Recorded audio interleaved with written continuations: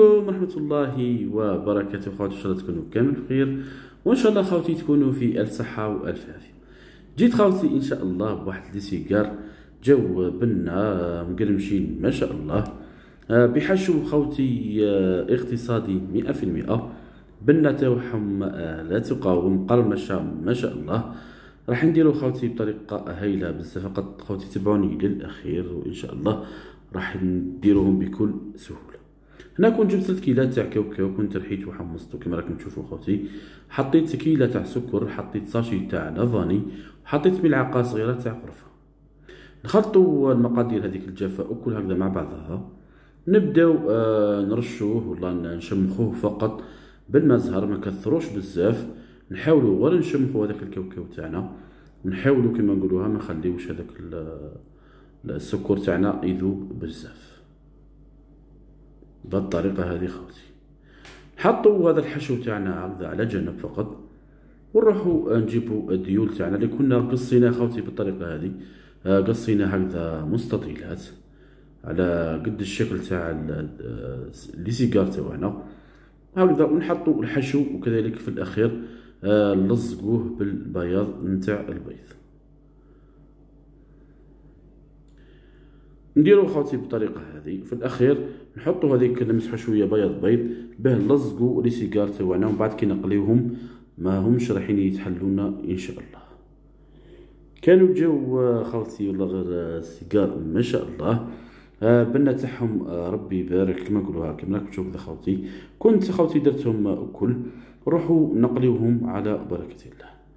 هنا كنت جبت المقله حطيت فيها الزيت، بعد ما سخن لي نحاولوا ما نغمروش السيجار تاعنا بزاف بالزيت، نديرهم كما راكم تشوفوا هكذا خوتي برك فوالا بالطريقه هذه. ثم الزيت راح يجي غير في الجهات السفليه، ما نكثروش بزاف الزيت.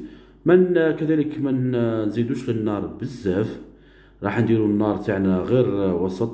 نقليوهم خوتي بالطريقه هذه في الجهتين بالطريقه هذه. نحاولوا ثاني كذلك ما نحمروهمش بزاف حتى يوليو كحل، بما ما يتحرقلناش كذلك الكاوكاو وراح يتغير لنا الطعم ولا الطعم تاع لي سيجار تاعنا.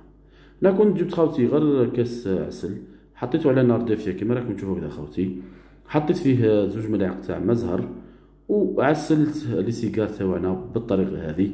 جاو بنان ما شاء الله، حلوين معسلين مقرمشين قرمشه ما شاء الله. ان شاء الله خوتي تجربوهم بالطريقه هذه ان شاء الله كما نقولوها رايحين يجيوكم روعه. كذلك زينتهم في الجناب هكذا بالكاوكاو والمرحي المحمص، جاو ما شاء الله.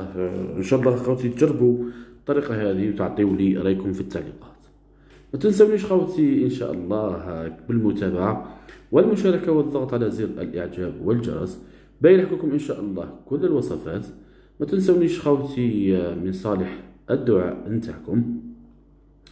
نلتقي خوتي ان شاء الله في حلقه اخرى باذن الله، ومع وصفه اخرى باذن الله. كنت خوتي درتهم بالطريقه هذه، جات كما راكم تشوفوا خوتي مقرمشين. الكاوكاو تاعهم كما نقولها ما تحركش من الداخل، جاء ما شاء الله. جا الحشو تاعو رائع بزاف اقتصادي، يعني كما نقولوها 100%. نديروهم خوتي هكذا في السهرة، نديروهم مع التاي، نقدموهم مع التاي سيرتو يعني في رمضان ان شاء الله. ربي يبلغنا ان شاء الله رمضان لا فاقدين ولا مفقودين ان شاء الله. ان شاء الله خوتي الف صحة والف عافية على قلوبكم، والسلام عليكم ورحمة الله وبركاته.